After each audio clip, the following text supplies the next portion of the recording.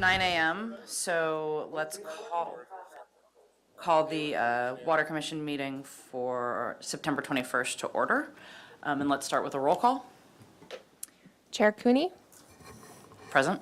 Vice Chair Snyder, Commissioner Keller, Here. Commissioner Davis. Here. Commissioner Young, Here. and Council Liaison Sneddon. Okay, do we have any changes to the agenda for today? Chair, there are no changes to the agenda. Great. Do we have any public comment? Yes, we have one request to speak. Scott Burns.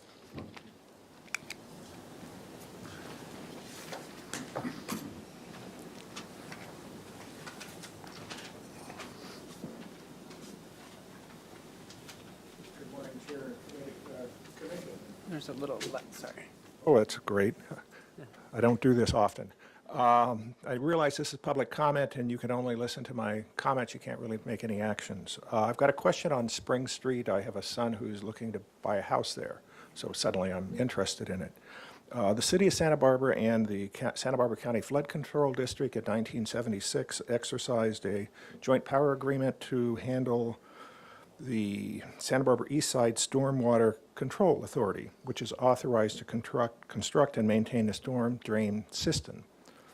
Last January, KAYT showed had a picture of a guy kayaking down the street, which obviously made the news.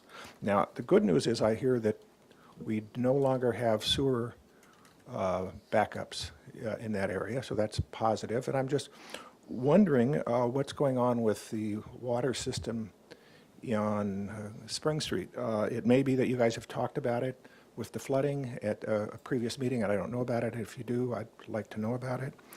But the two questions are, what are the chances that funds can be available to control the flooding, or would additional work not make any difference? And is there work in progress to warn the residents of Spring Street if there is that they're going to have to move their cars? And is there any place that you guys can figure out where they would move in case there was another storm in the future? Thank you very much. Can you get your contact information?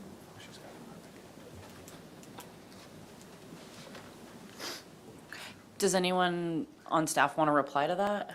No? Okay. Okay. There'll be a follow-up afterwards. Thank you. Okay, and there's actually a second public comment from email that I'm going to read out. Should I mention her name? Okay, cool. So from Berlinda Blackburn, the email is, "Hello, I would like to submit a comment about the upcoming implementation of the City of Santa Barbara's pre-treatment program's local limit standards. Are there any industries impacted by the implementation? Will there be any grace period for meeting new standards? Thank you. Berlinda Blackburn, authorized representative for Marburg Industries Liquid Waste Division." You can read a little bit. And that has been responded to as well.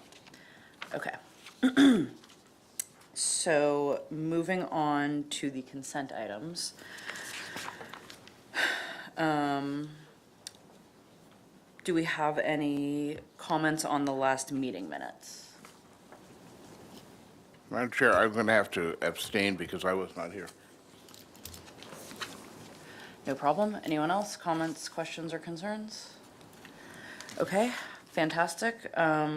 Do we have, I make a motion to Thank you. approve the consent calendar. perfect. I'll second it. Okay, Commissioner Young, Yes. Commissioner Keller, Yes. and Chair Cooney. Yes. Okay.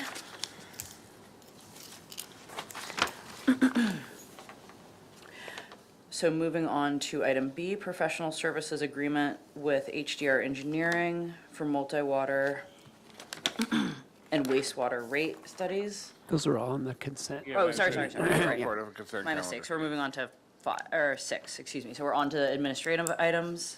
And starting with the presentation of public health goals and consumer confidence report. Yes. Excuse me, Chair, we'll need to approve the consent calendar, please. Oh, Didn't they- sorry. We did, okay, We we're, did. They did. Yeah. I made Oh, the motion on the sorry. complete consent calendar. You did not call for my vote, but it would show yes with the abstention on item A. My apologies, There we sorry. go. Okay. All right.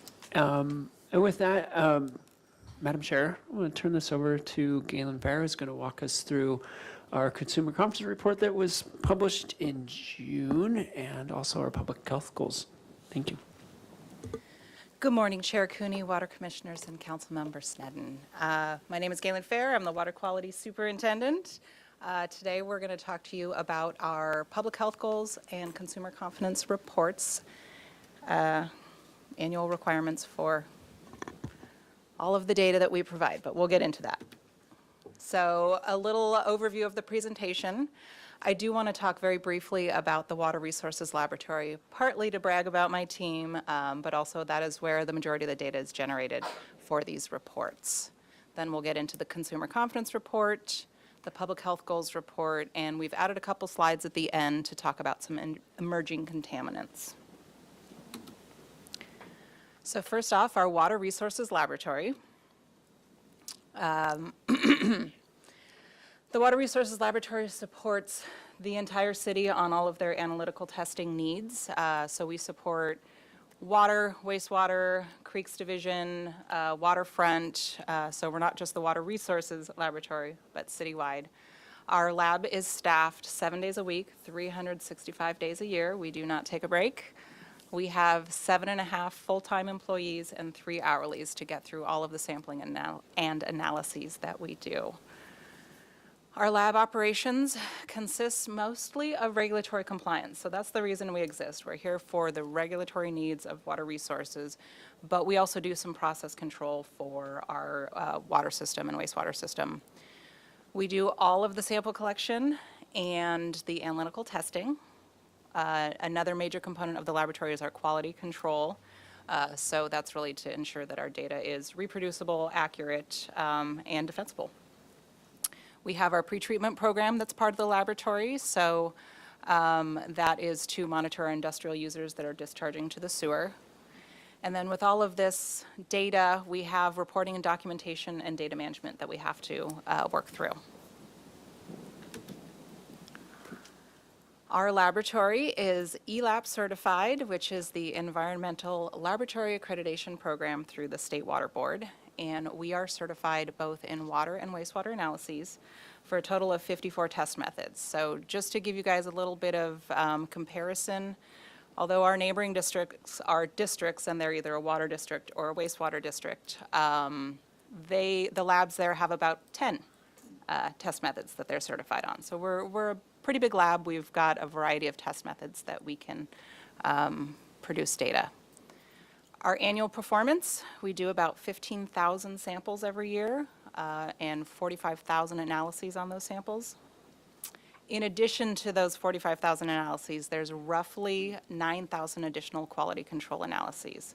So that's typically it's a duplicate analysis to say that things are reproducible or a quality check standard. So, hey, I know this is going to read 10, so I know that my sample, when I get the result, is a correct number. And we do about 99% of our testing in-house, which is really fantastic. Only about 1% is contracted out, and that's for more of the advanced instrumentation or items that are only required to be analyzed once a year. Doesn't make sense to purchase the instruments for those analyses. With all of those samples and analyses and results, we obviously have to have some data management and reporting that goes into it. So we have detailed record keeping for traceability. We have our laboratory information management system. So the lab doesn't really have assets, we have data. So this is comparable to an asset management system.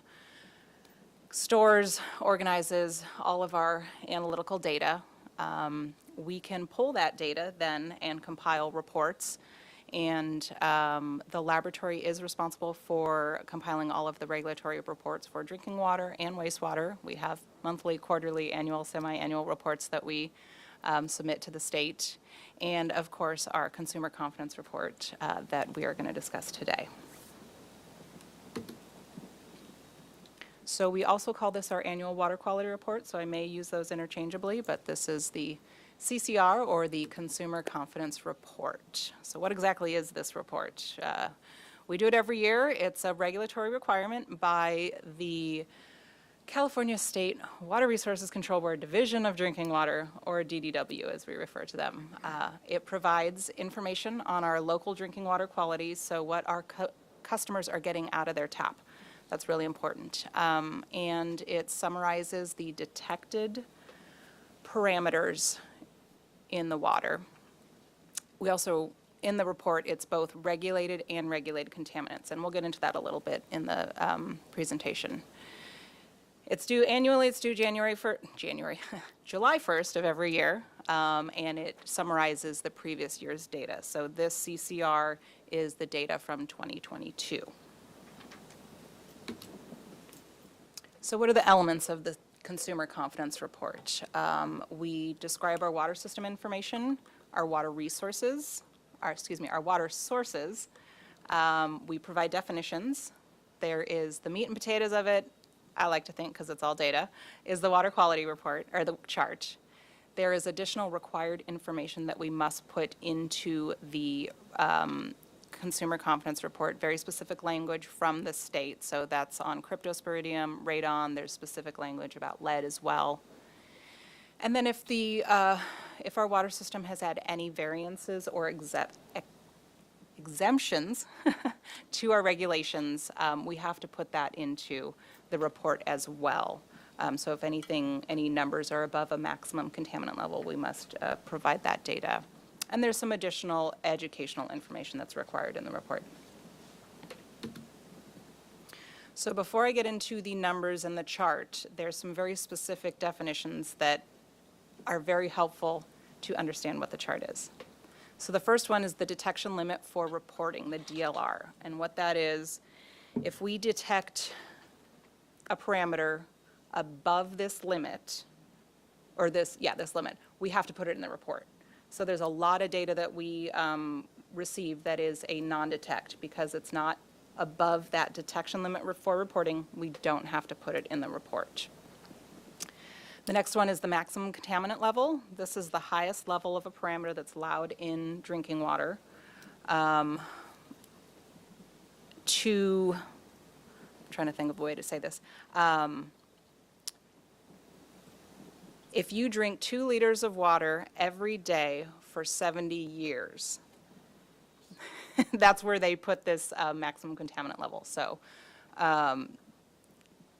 it's a lot of water that has not been treated, not bottled water, not additionally treated like RO and softening and whatnot. So this maximum contaminant level is really what we are looking at in our water system. We cannot be above that. And then there's the public health goal. This is the level of a parameter that there is no known health risk. So it's typically a very low number. Sometimes they set it at 0. In the lab, there is no such thing as 0. So to me, this public health goal it's usually unachievable. You can't get it 0, but it's definitely the level at which there's no health risk that they have identified. Okay, so let's get into the water quality chart. In the chart, and I think you guys have a copy of it, it's rather large. We are, again, only putting in parameters that were detected above that detection limit for reporting. We have the maximum contaminant level and the public health goal listed. So each parameter that's detected, you can then compare it to the MCL and the public health goal limits. Included in the chart is some mandatory language about health effects of each parameter. And there are hundreds of different parameters that we're testing for. Again, remember, we're analyzing 45,000 different tests every year. So what you see in the chart is not everything that we test. It's just what was detected. And there are 4 main categories of parameters in the chart, which we'll get into. So first, the primary standards. These are that MCL. They are regulated contaminants with a maximum contaminant level. And As a reminder, it's the highest level of a parameter allowed in drinking water. If you look through your chart, you will see that none of our parameters are above that MCL. The next couple portions of the chart, they're all color-coded. So the next we have secondary standards. These do have a secondary MCL, which the terminology can be deceiving. There is a maximum contaminant level that the state would like us to be below, and really it's just an aesthetic standard. So, for instance, iron and manganese were below in our data, but iron and manganese, if there's a high level of it, the water can look discolored. That's not something that you really want your customers seeing and going, ew, gross, even though there are no adverse health effects if these standards are exceeded. So the yellow portion of the chart are contaminants with no MCL. So nothing has been developed. They're unregulated. No MCL to think of, no public health goal either. So a lot of these are good for just monitoring. Again, I think it's aesthetics too. I point to hardness. Santa Barbara's water is super hard. There's really no health effects. There's no concerns with that. It's just, hey, here's what the data shows. So these have no MCLs. They're unregulated, but it's information that we include in the chart, partly because they were detected above the detection limit, but also it's good information. On the last portion of the chart is the unregulated contaminants monitoring, which may seem like I just talked about the unregulated contaminants, but this is very specific to the unregulated contaminants monitoring rule, which was put out by the EPA. So again, they're unregulated contaminants. There is no limit, but this is part of a program that the EPA has developed. I think it's a really fantastic way that water develops their MCLs, develops what we're supposed to be monitoring. Essentially, the EPA develops a list of 30 parameters that they're going to ask every single water supplier to monitor for. And it changes every 5 years. So every 5 years, we get a new list of 30. This data here is from March 18th through March 2018 through November 2020. So we like to keep the data in the water quality chart for up to 5 years. So this data, obviously from 2018, is 5 years old. A question for you. PFAS are being tested as part of this current group of 30? Yes, and I will get into that a little bit later. Okay. So this is part of the unregulated contaminants monitoring rule. So we can keep the data in here just every 5 years. So next year, likely this data will be removed and the current UCMR data will be in there. And then some additional elements in our consumer confidence report. What they encourage is a diagram of our water system. We've got this fantastic one here where it shows coming from Kachuma, Gibraltar, down to Cater. We've got our desal plant in there, and then even the pipeline that goes down to Carpenter and Montecito. We like to include a message from Mr. Hagmark on the current conditions of our water supply and or our water system. So I think this year it was a great article about, hey, we got all this rain, now what? There's some conservation tips as well in the CCR. And then just because there's a lot of data doesn't mean the lab does this alone. It's a collaborative effort with many public works sections. Lauren is the cat herder, as I like to call her, just organizing everybody, making sure we hit all of our deadlines. So it's been really helpful having different folks' input on the CCR. So that's the Consumer Confidence Report. Now we'll talk about the Public Health Goals Report. And this is the 2022 report. It was actually due last year. So it summarizes the 2019, 2020, and 2021 data. So what are public health goals? I gave you the definition earlier, but really it's the level of a parameter in drinking water that there's no known health risks. They are non-enforceable goals, so I think that's very important to keep in mind. If we go over it, we really don't have to do anything. There's no repercussions. The public health goals are established by the California EPA's Office of Environmental Health Hazard Assessment. If there is no public health goal established, we will use the maximum contaminant level goal set by the US EPA. A lot of acronyms, I apologize. We get a little weedy when we get into the lab data, but it is what it is. So one set of data is set by the public health goals are set by Cal EPA. If that isn't available, we use the US EPA's MCL goal. So the report will identify any parameter that exceeds that public health goal in the previous 3 years. The report must include, again, parameters detected above the limit, health risk information of each of those detected parameters. And then we are also estimating the cost to install technology to remove the parameter down to the public health goal limit. So that can get costly, but it's a very important part because the public health goals don't take into account the cost of technology to treat to that level.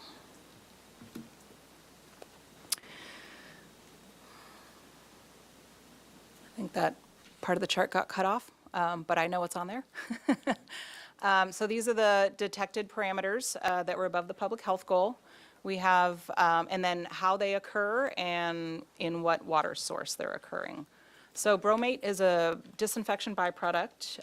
It is created when ozone, which is our primary means of disinfection at Cater Treatment Plant, when ozone is combined with bromide, which is naturally occurring, it creates bromate. So it becomes a disinfection byproduct. So it's really present in our surface water and at our treatment plant. Copper and lead really causes our corrosion of plumbing, mostly private plumbing. So we say the location is the distribution system, but really this is a result of our lead and copper sampling, which comes from consumers' homes. Nickel was detected above the public health goal. It's naturally occurring, but it also can be corrosion of pipes. We found that in the groundwater and the distribution system. And then we have some radiologicals. I apologize that got cut off. Those are naturally occurring. We did see that in the desal water and in our groundwater.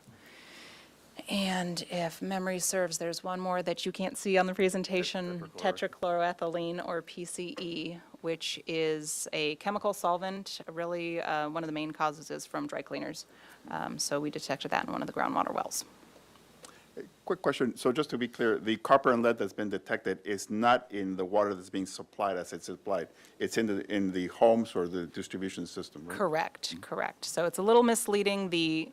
Again, there's so many different limits and levels and requirements. The lead and copper rule sampling requires us to sample consumers' homes to determine, excuse me, if there's any corrosive nature of the water. So if there is, we would see some leaching from the plumbing into the property owner's sample that they collect.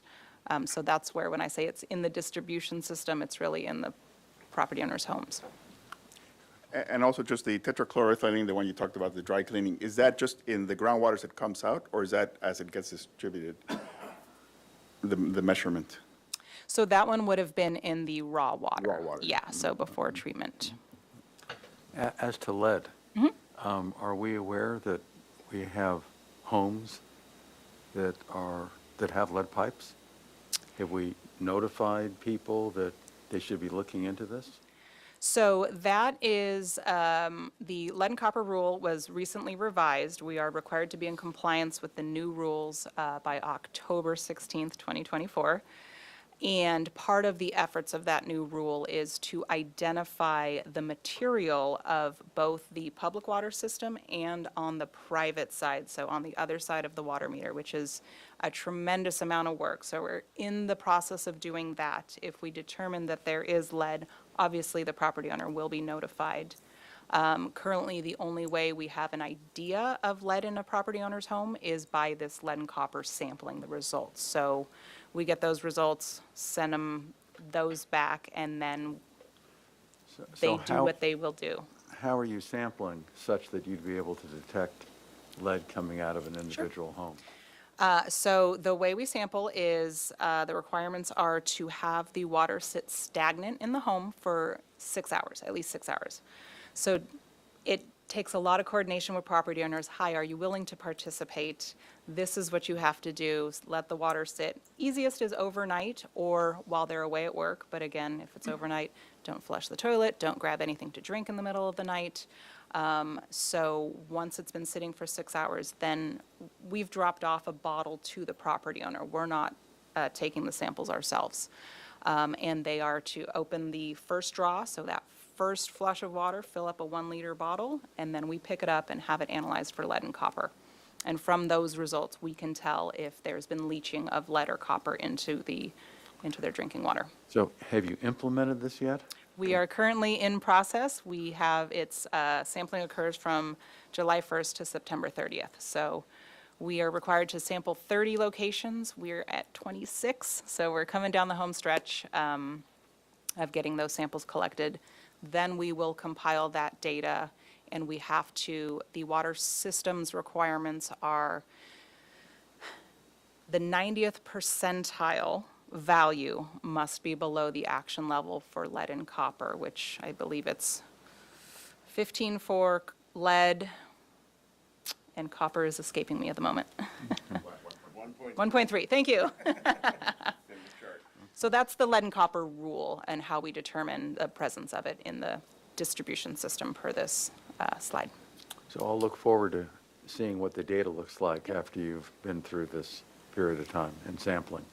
Madam Chair, just following up on that, on the chart, it shows sampling of 31 sites, is that correct? And then one of those basically then came back, is that right, exceeded the AL?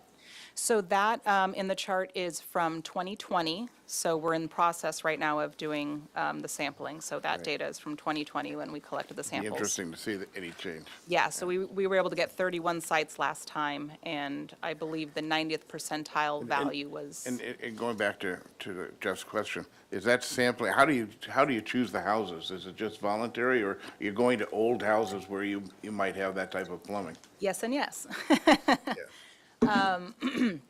The requirements are the goal is to shoot for homes built between 1983 and 1987, and that's right when they banned lead solder. It's the time frame where they banned lead solder. So that's the goal. As we all know, majority of the booms in Santa Barbara were in the 20s and the 50s. So finding homes that were built in, mid-'80s is a little tough. So what we did have a boom of in the 80s was condominiums. So that's been our main source of those homes. But again, there are different tiers in the lead and copper rule sampling requirements. So if you can't find them in the 80s, then you can go down to the next tier, which is pretty much any single-family home, go down to tier 3, et cetera. So there's a tiered process. Great, that's helpful, thank you.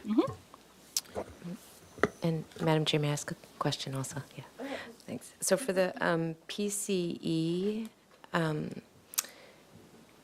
is there a plume associated or an area of higher concentration? Is it getting less as you're moving wells away from there? If it's close to a plume, are people notified? That kind of thing. It is, from my understanding, there is a plume in an area of town. I'm not specific on which well hit on this. But again, this is the public health goal. So we are not above the maximum contaminant level on PCE, but it was detected above the public health goal, which is 0. So you might have more Yes. information. Yeah, we do, as a city, we do track all of these cleanup efforts. The county is the lead on these. There are, I'm thinking of one that's at the Upper State. There was an old dry cleaning, and that is under remediation right now. And I think one of the challenges here is, as Ms. Ferris said, any detection of it. I don't know that it is a public health threat, but it is something that's on our radar, and we are watching, and we do get notifications if there has been one that's opened or if they're planning to close one. It is on our radar, and we can take a look at how in its proximity to any of our well sites. Thank you. Have we had to do any blending to achieve compliance with any contaminant levels? Or are all of our different sources of water meeting all standards individually? I think, yes. Okay. So we don't do any blending at this point in time. But again, the maximum contaminant level versus the public health goal, we're below that. We're achieving compliance with those regulations. And I am on the next slide going to get into treatment technologies. Yeah, but we do not do any blending to meet the regulatory requirements. Okay. So the next thing, and again, we've got part of the slide missing, but I believe you all have copies of it. The next thing that is part of the public health goal report is to evaluate the best available technology, that's what BAT stands for, to remove the parameter down to that level of the public health goal. So for bromate, it would be reverse osmosis at our Cater Water Treatment Plant. And then part of the report as well is estimating the costs, and this is costs per household, so per water meter, per water customer. So if we were to install reverse osmosis at Cater Treatment Plant, it would be $34.50 per year per household. So it's a significant cost, yeah, About $280 a month on your water bill. on your water bill. Yes. So, and again, these are to the public health goals, not the maximum contaminant levels. Copper and lead, the best technology is corrosion control optimization. We're already doing that in our distribution system and at our treatment plants. So really it comes down to, there's not much else we can do. It would, I think, then go to the property owner to replace any plumbing that they have that is causing that leaching. I just want to say this because to make it clear, we do not have a lead and copper issue in the city's water system itself. So really the focus has been on the private side of stuff, but I just want to make that abundantly clear that we do not have an issue with this. Thank you. For nickel, again, reverse osmosis is the best available technology. Since it was detected in both surface water and groundwater, that's why it's a little bit more than the bromate, because we're adding those costs together. Radiologicals, these are occurring at the groundwater wells, and then even desal. So it would be just a small $16 increase if we were to add RO to that particular well. However, the cost is somewhat unknown for desal since we're already doing reverse osmosis. So that one's a little bit of a question mark. And then the PCE, oh, you guys are going to test me on my memory. I believe it was RO. GAC. Oh, GAC, thank you. Granular activated carbon.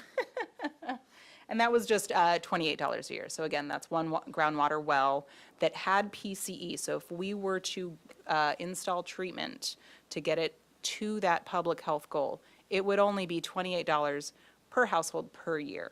So that one, if that is a big concern, it's something that we can evaluate.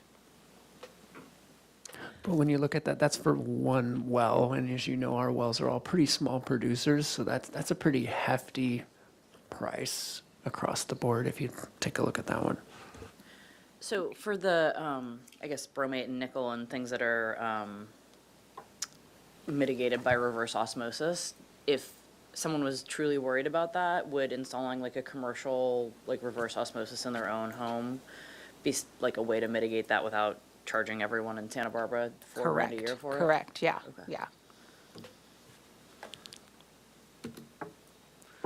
Okay, so in summary, the city's drinking water meets and exceeds all regulatory requirements. So remember, the public health goals are not enforceable.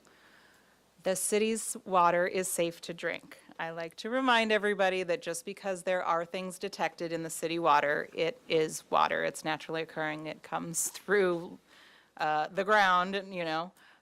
So it's definitely safe to drink. And although there are a handful of parameters that were detected above the public health goal, it could be very cost prohibitive for us to install that treatment to make sure that we get down to those levels.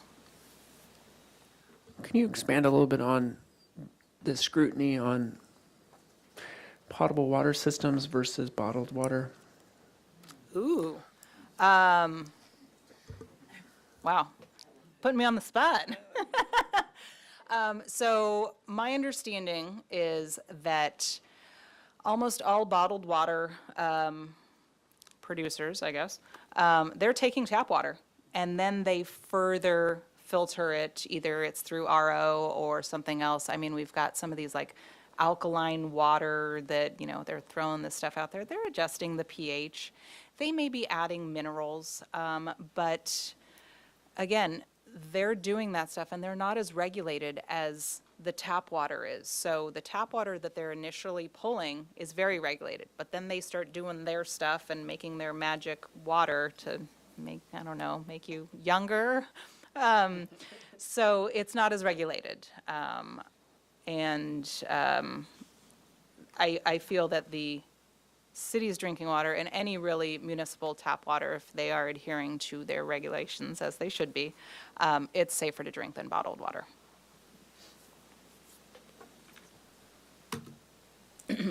Okay, next I want to talk about some emerging contaminants of concern. These have been popping up lately. We've been getting some questions from the public, so just touch very briefly on them.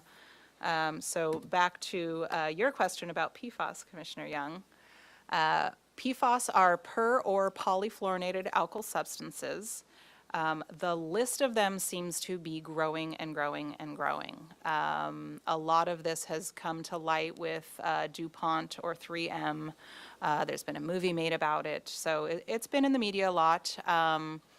The UCMR 3, so the Unregulated Contaminants Monitoring Rule 3, was in 2014. So we're talking almost 10 years ago. They had initially put out their list of 30 parameters to be tested, and only 6 PFAS were on that list at that time. So of course, we participated. It's a mandatory requirement. We tested our treated drinking water. And in 2014, I believe that was only Cater. It may have been some of our treated groundwater wells as well. So of those 6 compounds that were tested, results came back, everything was non-detect. So again, this was at the beginning of when the prevalence of PFAS was coming out, so detection levels weren't very low. They were still in the parts per billion, but as technology in the last 10 years has improved, we're getting lower and lower and lower. Then in 2019, as a result of the UCMR 3 rule, some water orders were put out to various water suppliers that had detections. The city did not have any detections. We did not have a water order to continue sampling, but we were very curious. You know, as time came on and, again, more media exposure, we wanted to know what was in our water sources. So in 2019, we did some voluntary PFAS sampling. We tested all of our water sources. We tested groundwater sources, surface water, and desalinated water, because at that point in time, we had that online. Now we had 18 PFAS compounds that we were testing for. Again, they all came back non-detect. This time, the detection limit was down to 2 parts per trillion. So just to give you an understanding of parts per trillion, 1 part per trillion is 1 second in 31,700 years. So we're talking super, super, super low detection. Now we're in UCMR 5. We're in the middle of sampling. We are sampling treated drinking water. So right now it's desal and Cater treated. Now we have 29 PFAS compounds that we're testing for. So we're in the middle of the sampling. Results are pending. So once we have those results, they go into a state, actually it's the EPA's database. Everything gets compiled, and then we will have, we'll know what we're going to have to do next based on what the state and the EPA send down. So that's what we've been doing with PFAS. I'm super stoked that so far we haven't had any presence of it, which is wonderful. The next emerging contaminant concern are microplastics. So this is still relatively new, definitely emerging. It's a hot topic. It's so new that just 3 years ago, in June 2020, we actually defined what microplastics are. There's an actual definition, which is great. And in November of '21, a standard method was developed for analyzing for microplastics. So remember at the beginning of the presentation, I talked about the 54 methods that we're certified on as a laboratory. Microplastics that's not available yet. So a lab can't be certified to test microplastics yet. That's where we're at. It's so new that we don't have that developed yet. So I know the state and all of the labs that are interested in testing for that are working together to develop that, that method and have a certification process for microplastics. The state board also has issued a proposed, so again, proposed draft, we're still in the infancy of this, a proposed policy handbook for microplastics, and that was just issued at the end of last year. So we're still kind of waiting to see what comes next. I anticipate there will be some sampling that will occur. They're going to require water systems to sample, similar to what the UCMR is, so that we can see the prevalence and where we're seeing it. So it's still very, very new. Is the problem with plastics their physical characteristic, or is it their chemical composition? If it's been defined that way. I think it's the honestly, I haven't done enough research on that too. But my understanding is they're so small that they're getting into like fish, they're getting into the cells of the fish, and then we're eating that and consuming it. So it's so new. I haven't done enough research on that. So, but Dr. Keller might have some info. If I may.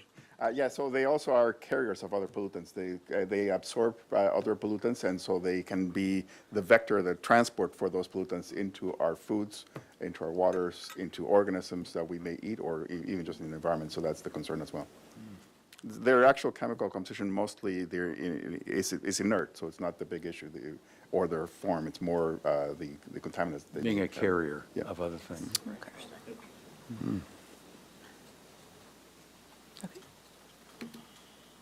So future steps, we're going to stay abreast of the regulations, keep an eye on that.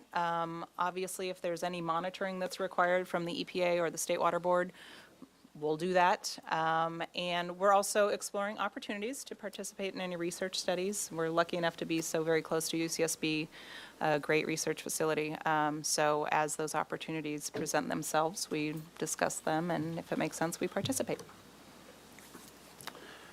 I got a couple of follow-up questions for you. These are things that I've been thinking about for many years. I don't know where we're at today with them, and you might have a better feel for it. When we set these MCLs and public health goal limits, do we consider the synergistic effect of multiple chemicals that may be present in something we're consuming? Or are these goals and limits simply set on individual chemicals? That's an excellent question. I'm going to say it depends. Sometimes we set, the water world, the state, the EPA sets the limit based on a group. So currently, our disinfection byproducts are haloacidic acids or total trihalomethanes. Those are set currently as a group. So the total trihalomethanes have a limit of 80, but there is I think there's 6 of those that equals the total. You add them all up and add the total. So that right now, the group is the MCL.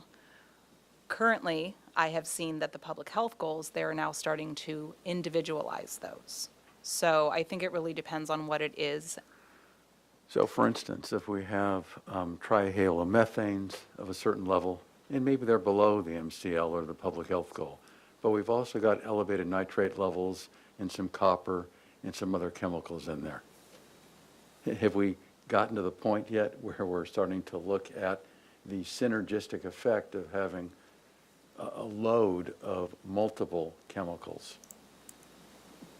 Arturo, are you chomping at the bit to?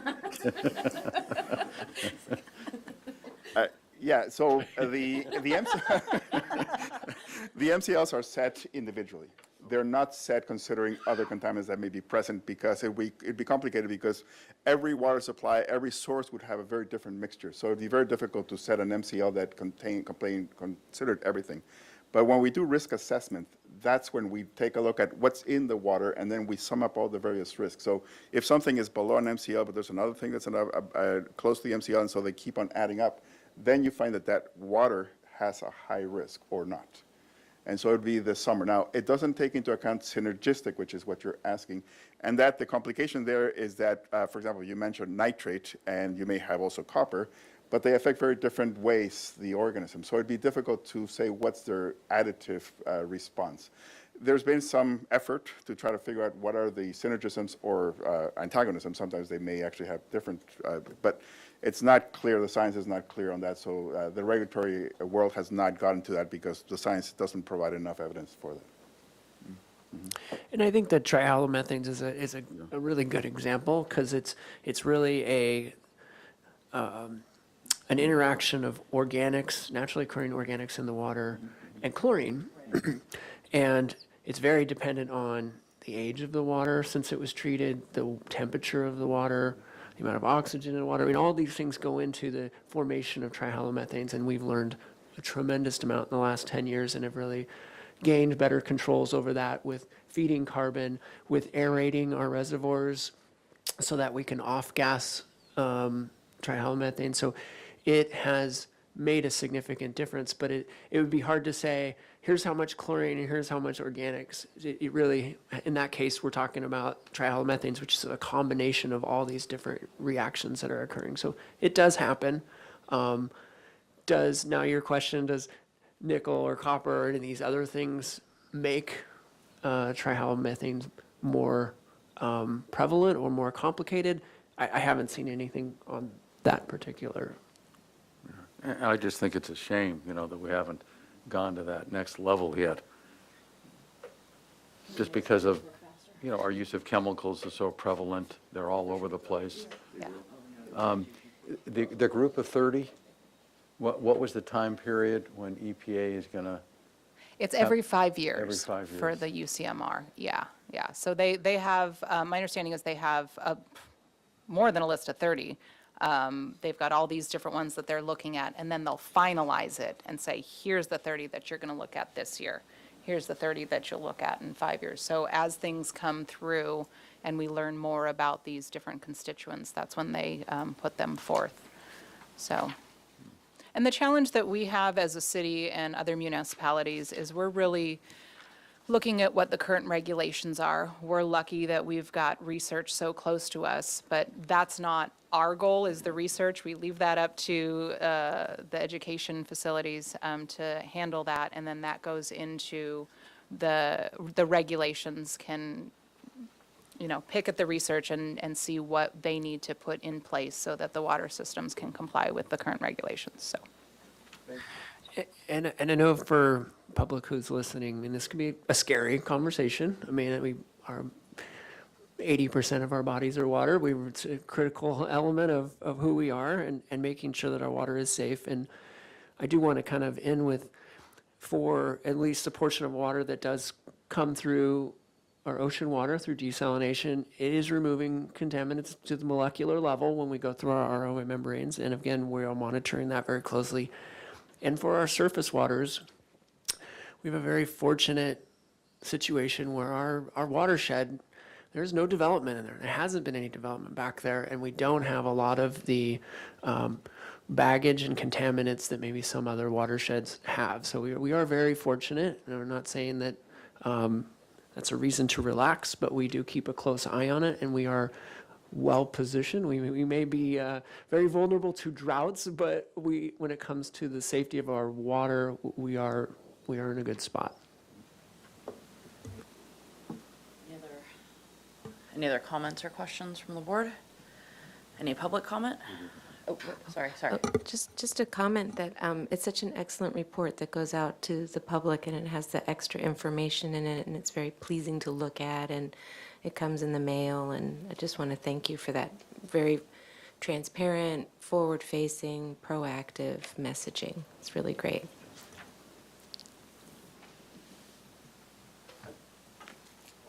Yeah, public comment? I see no hands raised. Okay. In that case, we can move on to the automated metering infrastructure status update. Yes. Chair, Water Commissions, Council Liaison, really excited to have, we've got major milestones we've got done, and we've got some really exciting things coming up. I want to introduce the team here today, some new faces for you. We have Gerald LaJoy, who's going to be doing the bulk of the presentation, but we also have Jose Acosta, who just recently joined our team and will also be part of this presentation. So with that, I'll turn it over to Jerry. Oh, to Jose, sorry. Joshua. Jose, please. Good morning, Chair Cooney, Commissioners, Council Members Sneeden. My name is Jose Acosta. I am your Water Services Superintendent. Today, we'll be giving you an update on the AMI automated meter infrastructure and where we are today. Jerry, there's plenty of staff that have been involved in this project. Prior to my arrival, I've been here 2 months, and some of the staff is here today as well to assist with any questions that we may not have an answer for. Before I turn it over to Jerry, I just want to share one personal fun fact about this AMI system. I shared it with staff a couple weeks ago. My son was hired on as an hourly back in 2014 to start the meter changeout program for this project. And then I come on board now 2 months ago to see the implementation and the completion of this project. So that's a fun fact for me. Just want to share that. And so now I'll turn it over to Jerry, and he'll make the presentation, and we'll answer any questions you may have. Good morning, Chair Cooney, Water Commissioners, City Council Member Sneeden, and staff. My name is Jerry LaJoy, as Jose stated.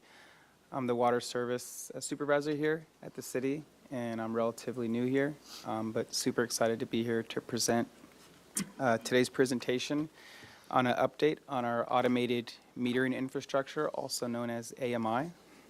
And so let's get into it. Quick outline of what we're going to be discussing today. There's going to be a quick overview of AMI and how that process works.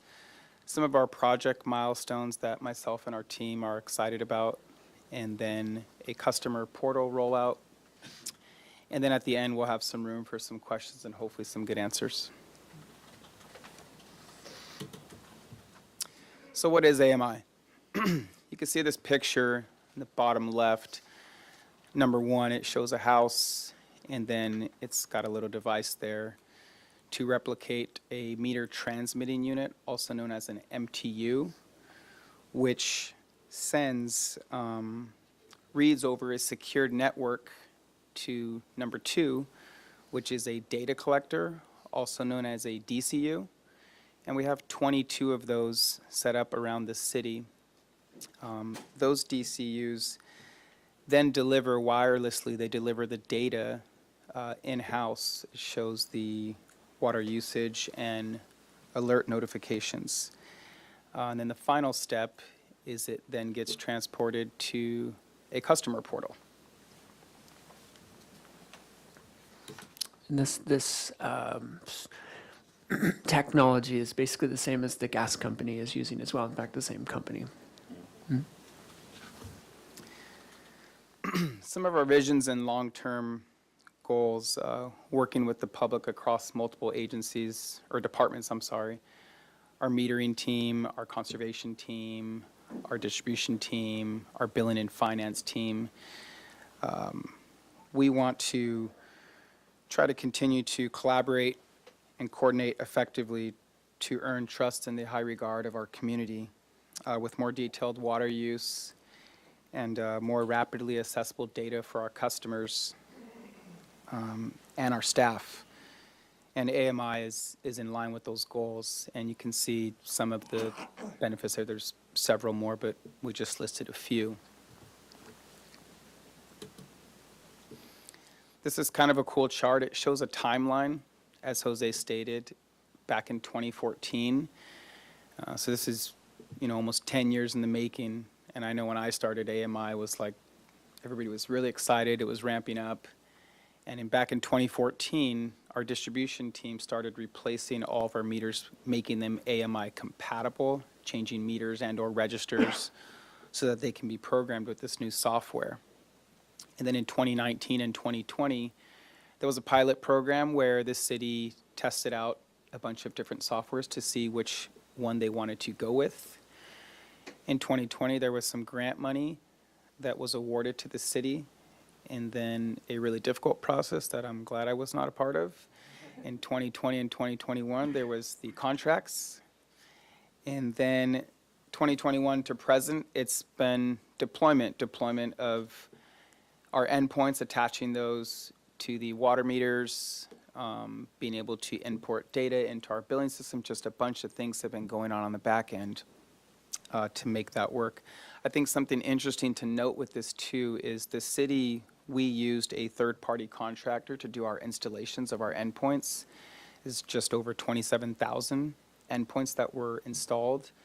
But we in-house did the meter replacements, and there's some other agencies that did contract out the meter replacement and the installation process. And in talking with other municipalities, we found out that actually cost them more money, and they didn't hit the targeted deadlines that they had, where we were actually ahead of schedule, and we were able to save a little bit of money because we did some of this work in-house. So I think that's a positive. And with some of the other projected milestones, like I had just mentioned, it shows there that, we completed in July of 2023. We were scheduled to finish at the end of September. So we finished 2 months ahead of schedule. And you'll see in that picture on the right, the device that says Aclara, that is the MTU, the transmitting unit, that if you open up your meter box, it should be mounted to the top of that lid. And that's what sends those hourly reads. So we no longer are spending city staff time. We would have about 4 to 6 people every day reading water meters, probably spending 80 to 90% of their time walking 8 to 12 miles a day to collect, 28,000 reads in a month. So it was pretty demanding and pretty tedious. And with that now, our meter technicians have now been able to free up their time to focus on some other goals and initiatives here with the city, and we're able to be more proactive with our work in, finding meters that are stuck and, have zero consumption. Also being able to reach out to customers for high water usage and leak notifications so we can provide a higher level of customer care, like I said, and being more proactive in doing that.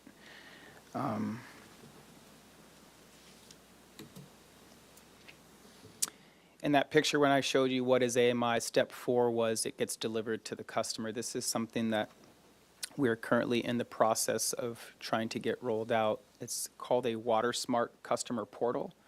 You can see that's what the app looks on the right side. It's easy to use, easy to understand. It's in English and it's in Spanish. And when you log in on a web browser, this is what will pop up. You can see on the left-hand side. You can view or pay your bill. In the middle, my daily use, you can analyze your usage. On the right side, there's a notification tab where customers that enroll for alerts, they can get messaging from the city. And then on the bottom where it says recommended, based on what thresholds you put in, you can get recommended usage notifications to help conserve water. And again, this is a more detailed view. This allows the customers to view their water usage in depth. On the the left side is what the web browser would look like.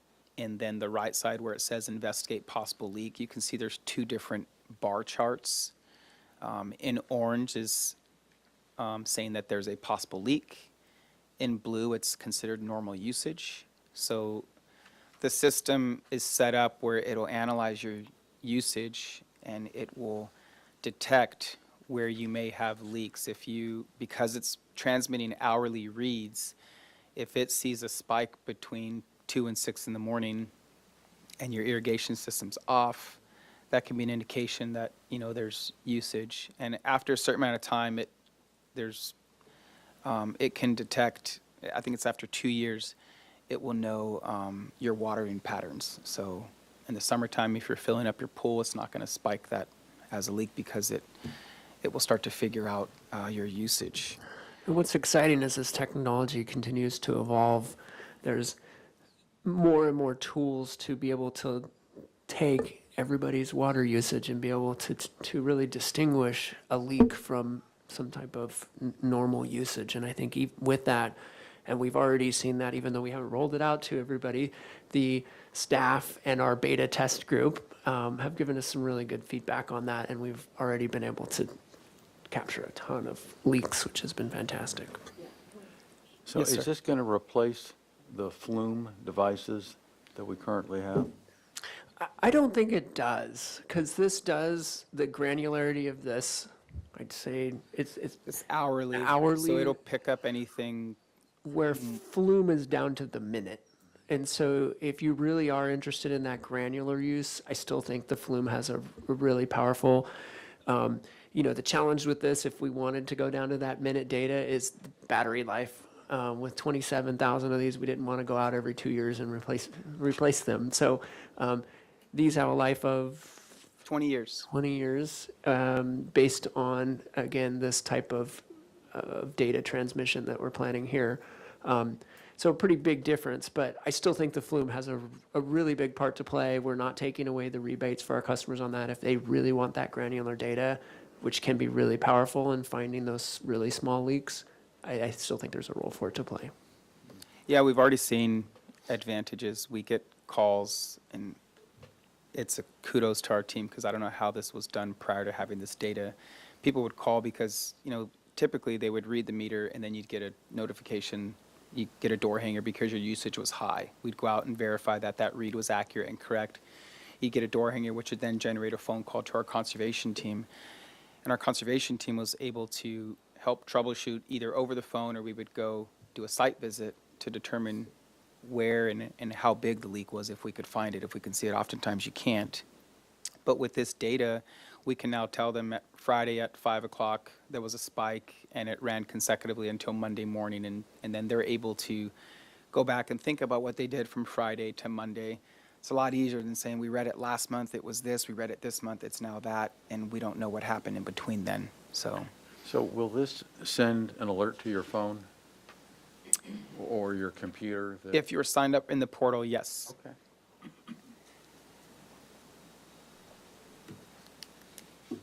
And so there's also a spot where you can go to a bill evaluation, which is kind of cool because it gives you the capability to break down your bill. You can see what you're actually paying for in water and sewer charges and meter fees, et cetera, instead of somebody just getting a bill that's $300 and they assume, I didn't use $300 worth of water. It breaks everything down for you to help you understand visually what that looks like.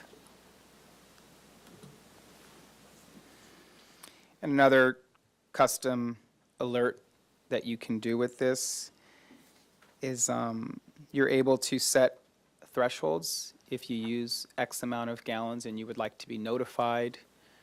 Or let's say you're going out of town and you want everything turned off, so you turn your irrigation system off and you want to be notified if you use a certain amount of water. It will send you those emails and or text messages, whatever the customer decides to sign up for. The thing I like about that capability is it does give the customer, it empowers them to manage their own water usage. And here's some actual feedback. We have a few people in WaterSmart, some users, and we've gotten some really, really great feedback. And so this one says, this app is great. Being able to give the plumber the hourly readings through the night helped track down the problem to a leaking flapper valve in one of the toilets, and then it was verified that the leak had been fixed. So I know toilet leaks are super common. This one says, without this notification, we would not have found it as it was not evident in the yard. It was a drip system leak. And then this customer said, I love the new water meter system and check my water usage daily.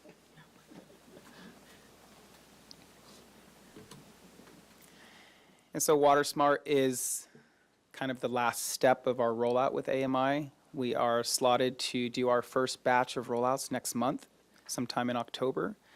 And we anticipate a full rollout of this program in early 2024.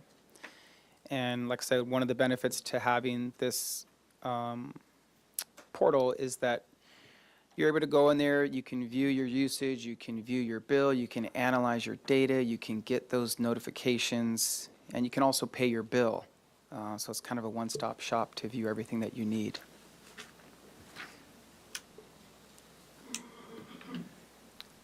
That concludes my portion of it. Are there any questions that myself or my wonderful team can help answer? Let me just add real quick. So we have been doing, and I think many of you are involved in the beta test. So we have 2,500 people in the beta test. And that's gone through some iterations because there was a technology that we decided not to go with. But we have about 600 of those 2,500 who are signed up with the WaterSmart. So one of the things I want to do is kind of set expectations about, we're super water geeks here, but the rest of the city feels differently. And so our goal is to try and get 10% of our customers signed up by the end of this fiscal year. So by July 1st, we want to get 10%, and we're shooting for 20% by the end of 2025, fiscal year 2025. And we do have a pretty conscious community, so hopefully we'll hit maybe in the 30s. So it's kind of setting expectations. And what we're trying to manage on our end is how much we review of the data, because right now we have reports and we can run flags. And again, it's one thing to do it with 2,500 people. It's a whole nother thing to have 27,000 people and trying to flag potential leaks and follow up with those customers. So we're going to be going through that. And we're really trying to incentivize people, even if they don't check it daily, they go in and set those basic parameters. And really, that's what we're asking for, so that they can get notified of those smaller leaks, because we're really not going to, I don't think we're going to be, if they have a 2-gallon-a-minute leak or a gallon a minute, I don't think we're going to have the time to communicate with all of the staff on that, or all the community on that. But really trying to get people to do those basic signups so we can get a phone number from them or an email, which we do have for some of the people, especially who do the online bill pay. We have some of that information, but really trying to make sure we have updated contact information so we can get a hold of them. So anyway, in closing, really excited that we've got here. Amazing team who's been working. There are so many little details to make this success. I know for this commission and I know for the council, those terrible situations where people have a crazy water bill, they have a $3,000 water bill because they had a leak. It's just heartbreaking to go through that, and I'm really hopeful that we'll be able to pinch down on that significantly. So with that, happy to, please. I just want to let you guys know we are going to be doing a heavy outreach to the public starting in October. January will be our heaviest outreach, notifying the public with postcards, bill inserts, websites, and some advertising as well. So we're very excited about this. We want the public to be excited, so we're engaging them with heavy outreach come January. You'll be seeing that as well. So yeah, to give you a little more sense of that reach. So what we're planning to do is do it in batches of about 6,500 customers at a time. We hope to do it 1 month apart, but we'll do 6,500, see how that goes. Trying not to overwhelm our staff because people need help signing up or not problem issues logging in or whatever it is. And then of course they're going to see, I have some type of leak. Can you help me with that? So really trying to measure that out. And so it's going to be an interactive feedback on how quickly we roll this out. But our goal is to get everybody, at least communicate with everybody. And then by January, we're going to do this bigger, or first of the year, bigger public outreach where we're using all of our Nextdoor and all of our sources to communicate, hey, if you haven't seen this yet, we really want to get you signed up. So talk to your friends and family about it. We really want to get as many people signed up because in the end of the day, this is going to save them money and keep those runaway water bills from happening. Please. I apologize, I need to leave, but I just wanted to support for this program. And it wasn't that long ago that you couldn't even pay your water bill online. You had to come in person. So it leaps and bounds and so many water leaks. And it's not just that it saves the effort of people, but it saves the water that's lost there too. So it's really exciting, and thank you. Are there other communities that have adopted this program and done the installations and reported back on, the pluses and minuses of it? Oh, Chris.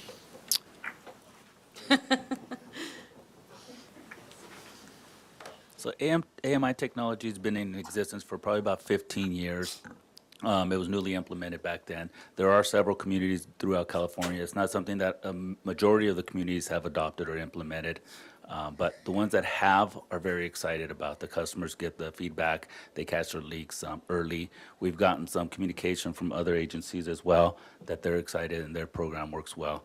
One of our neighboring districts, they're actually going to roll out the same customer portal, which is WaterSmart as well. And so they just recently started their advertising to push out for that as well. Thank you. Where I previously worked, we had an AMI system over there, but what they did not have, they didn't offer a customer portal, and I think that is going to be the difference maker.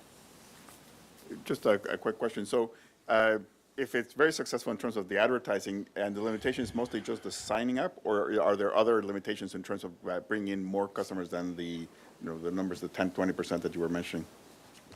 Yeah, I think that it's just getting people motivated, and we've been talking about it. Like, one of the things that goes along is we currently offer leak relief.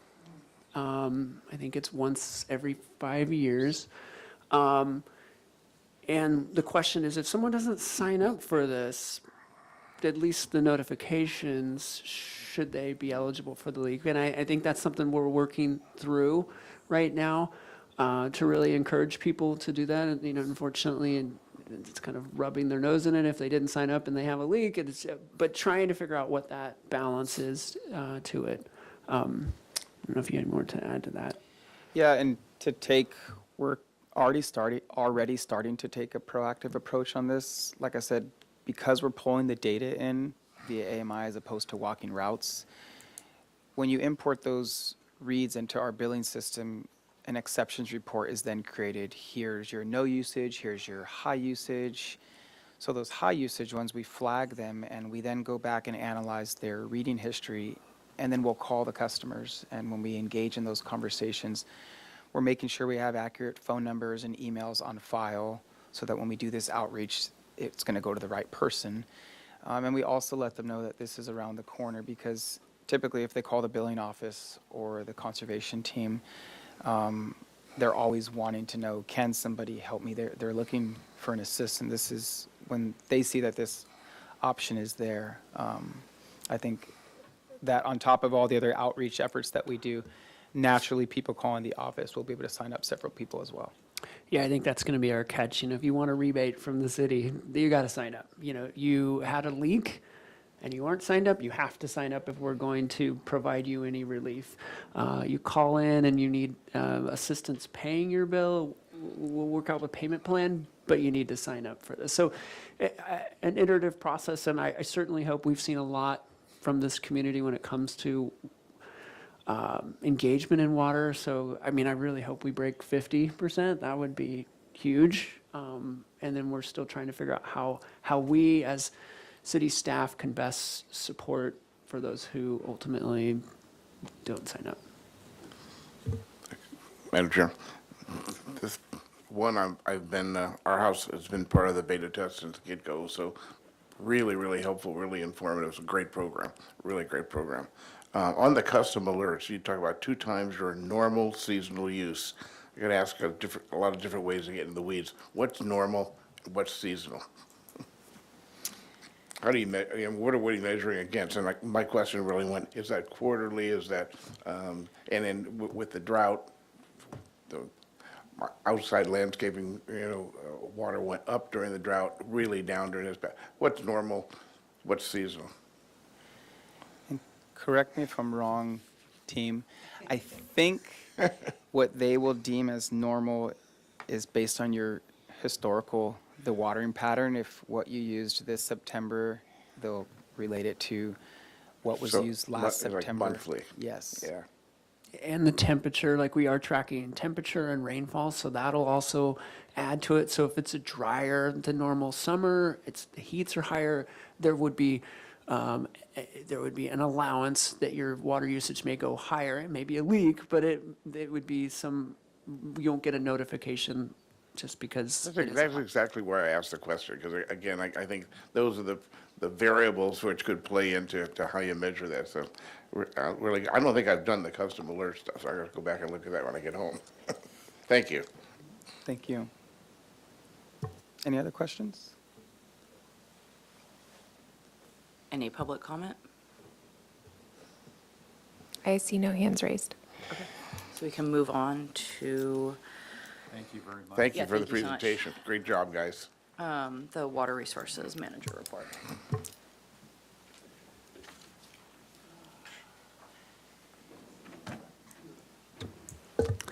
Well, does it on here? Oh, here we go. All right, so let me set the stage. It has been a wild year. As far as water usage goes, we had August water usage was 32% below 2013. Yeah, it's mind-boggling, and it rained. It did rain in It did August, rain, which was also probably a record for us as well. But yeah, and I don't want to say the dark side, the reality to that, we missed our revenue projections by almost $1 million in August alone. We sell a good portion of our water in July, August, September. And July was also another one, which I don't have the exact number in front of me, but it was about $800,000 below what we had projected. So it is what it is. I'm glad people are conserving. We're going to need to, next month, we're going to be kicking off our wastewater rate 101 discussion. And part of it is taking a hard look at our demands, and we just understand the variability. I mean, that's why we have a rate stabilization fund. It's why we have reserves.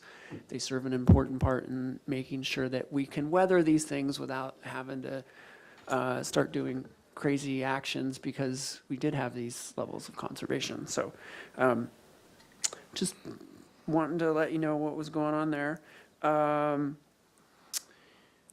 Agenda for next month, we have, like I said, rate kickoff. We're doing a wastewater annual report. Hoping to bring before you guys, maybe you've seen it, the customer relations management system that's rolled out. It's called CRM. It's called SB Connect. So if you go on your phone, you go to the App Store, either Google or Apple, and you type in SB Connect. We now have an app, and you can report things around the city. So if you see water running down the street, you go to the app, you can take a quick picture, boom, and it will get funneled to our staff, and we can respond to those.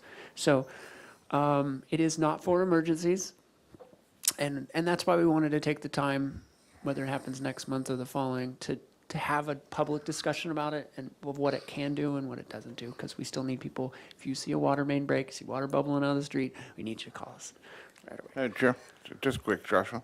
Was there another water main break that did the freeway, closed the freeway? Not that I'm aware of.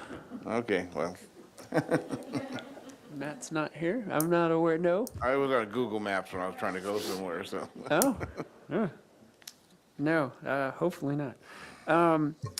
We also have our affordable water audit preliminary results. So we're going to be talking a little about that next month as well. And then the last thing I just wanted to touch on was desal operations. So desal had a catastrophic failure of its intake pumps in late July and have been offline. And those pumps have now been replaced, and they are going through startup right now. and hope to be back online by the end of the month. Do they have to be replaced, repaired, what? There's a long story to that, but they have repaired them. Under warranty? It should have been under warranty, but there were some challenges because one of the pumps they ran for 16 months straight without any warranty, which voids the warranty. So there's some interesting challenges that they have to work through. It's on them, the costs are on them, and there are significant penalties for not delivering water to the city, and those will also be part of a discussion. Once we're back up and running, we'll sit down and talk with them about that. Yeah. Joshua, just looking at the report, we blended water in August for the recycle? Just a short period of time. Okay. Yeah, there was I had some electrical failure, but Okay. staff were able to make those repairs, but it was pretty short. Okay, thanks. Yeah, and with that, I'm happy to answer any questions. Okay, Public comment? that's good. I see no hands raised. Fantastic. Any other comments or questions from anyone? Okay, then I guess we'll bring this All right. meeting, no, to a close. Fantastic. Date of the next meeting? And, the date of the next meeting is a great, October 19th. okay, October 19th, At which is 9 right here on the a.m. bottom, of course, at 9 a.m., right here. All right, thank you.